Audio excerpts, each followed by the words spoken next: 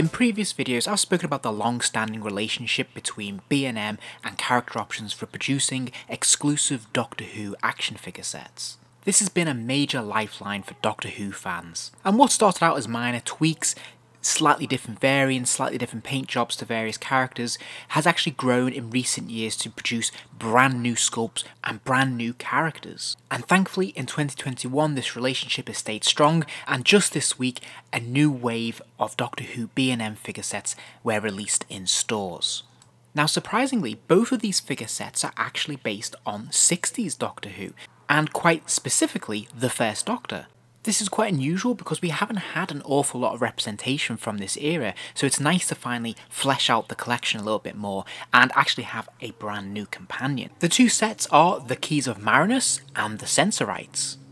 And what we have in each set is two aliens or monsters and a Doctor Who family character. So in this case we have the Doctor and we have Ian Chesterton. And each one is bookended by two aliens or monsters. So obviously we have the Sensorites and then we have the Vord here as well. Now I personally really like this model because you're essentially getting a chance to army build a monster rather than just having one and say the companion and the Doctor in each set with a slight paint variant. We're actually getting two monsters in each set, and this is absolutely fantastic. And although each monster is essentially the same figure mould, there are little tweaks in the paint job or the mould that makes them individual and unique. Now, the packaging is pretty much the standard packaging we've seen for all the releases in recent years, so it is that standard Doctor Who logo that we see on all products at the moment. We have the blue and grey packaging, which can be a little bit dull, and we have that wonderful window display with the figures there and the fantastic inset display behind them. Meanwhile, the reverse of the packaging displays photos of all the figures in the set, and there's a little bit of bio about the story that they come from. Now I'm going to start with the Sensorites set, and this is the interior card art or the inlay that the figures are up against, and this is a really nice touch. They don't have to do this, and I love that they do make this effort to create that sort of sense of a diorama. This looks really nice, and they've done a really solid job of this. Starting off with the First Doctor, this is of course the same mould that we've had a few times over now, but the paint job is significantly different. He's much brighter and more colourful than previous releases, in particular the trousers and the necktie and the waistcoat.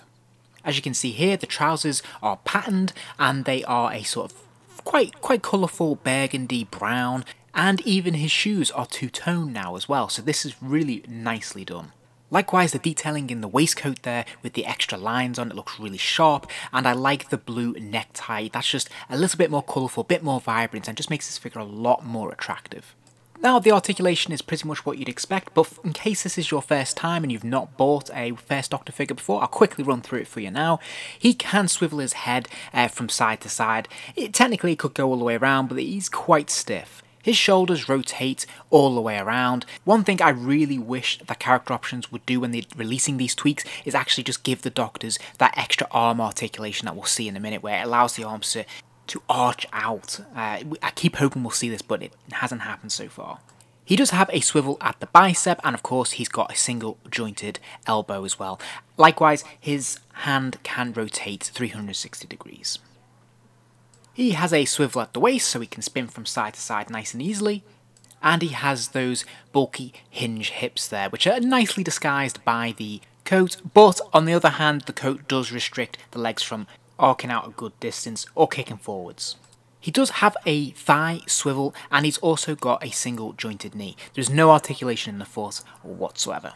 Okay, next up we have the Sensorites. So this is essentially reusing the Sharaj Jack body, but we have a brand new head sculpt and a brand new foot sculpt as well. And of course, you'll probably notice some little details that are different between the two figures, such as a very subtle paint variance in the beard detail. So we can see there that obviously one of them is a much brighter white, while one has a darker sort of grey. This is quite a cool little touch and definitely makes them distinct. Now, they both have their communicators just above their waist there, and they've painted a silver line to denote what should be a tube. I think it would have been nice if there actually was a bit of plastic piping for this to create that effect, but you can't have everything. You'll notice, of course, one of them has the sort of crisscross bandana as well across the chest, which is a nice touch. And one has some subtle paint markings on his arms, whereas the other one doesn't as well. And here's a close-up of the feet, which is quite cool. This is a brand new piece, not used before, and they've actually gone to the bother to texturize it a little bit with some extra paint wash on there to make it look a bit dirty and used. So this is really nicely done. Now, in terms of his articulation, he can spin his head 360 degrees quite easily there, which is fantastic. He has those wonderful ball-jointed shoulders, which I absolutely love this, because of course they do hinge out, and complemented with the bicep swivel, you've got a huge range of motion here.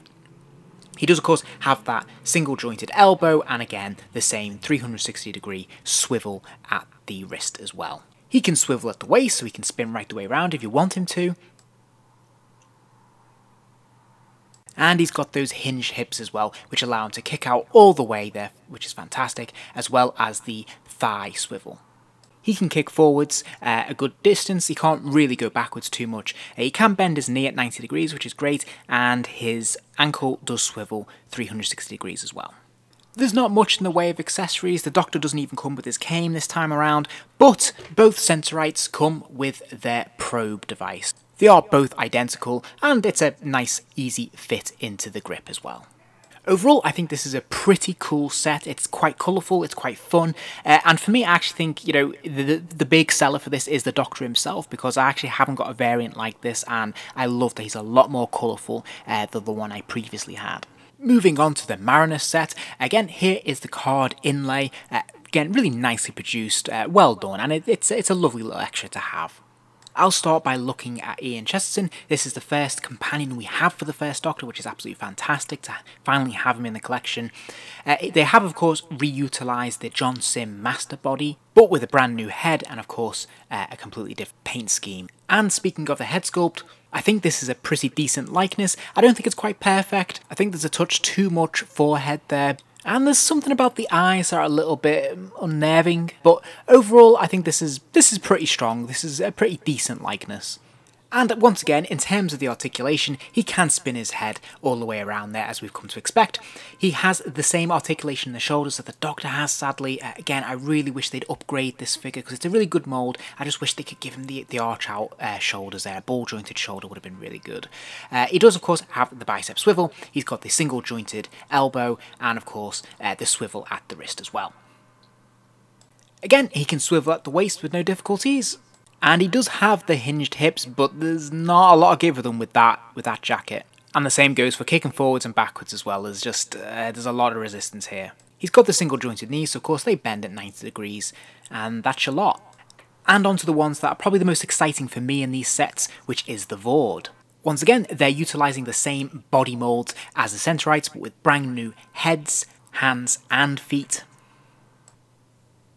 Once again, character options have worked to give us distinctive versions of these characters, so although they are essentially the same creature, we have distinct personalities. So you can see straight away their head sculpts, they have different symbols at the top of their helmets, and also one of them has a silver dot on the neck piece.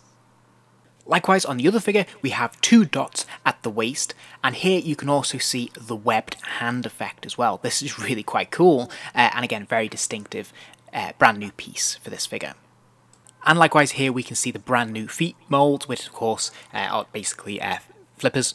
Although I would caution anyone who's picking a set up just to look out and make sure that the feet on theirs aren't warped. As you can see, one of mine was warped in the packaging, so keep an eye out for that. Now I am going to skip over the articulation this time, as it is identical to what we've just seen with the Sensorites. But in terms of accessories, both Vords come with a dagger, and there's 2 tones here. We have the silver of the dagger and we have the black of the grip. And each figure has a little pouch that the dagger slides into nice and easily there, and looks pretty cool. Now, interestingly, the grip for the dagger is pretty tight, so you can't put it in the top end because, yeah, it's too wide. So really, the trick to get the dagger in his hand is to slide it in from the reverse. So slide it in from the bottom and slide it through, and then it will grip very, very tightly and very snugly, which is pretty cool.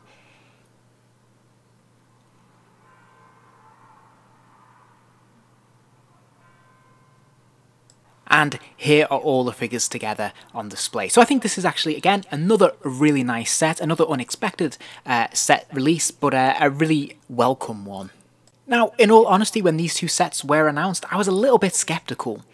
as I thought it was an odd choice to go all out and produce a whole wave based on the 60s Doctor Who, and particularly the First Doctor. At the time, if you'd asked me, my preference definitely would have been to have one 60s set of Doctor Who and then maybe one from the 80s just to have that bit of variation. But I have to say, having both sets in hand, I'm really pleased they went with this because it feels like we've got a nice full lineup here of characters from that time, which is absolutely fantastic. And I now feel like I actually have a substantial start on a collection for a 60s Doctor Who, particularly the First Doctor starting to look a lot healthier now, and it'd be nice to see something similar for, say, the Second Doctor, who was also fairly underrepresented in terms of the toys. So thank you for watching. I hope you enjoyed the video. If you did, please do give it a like, and remember to subscribe as I'll be posting a lot more videos soon.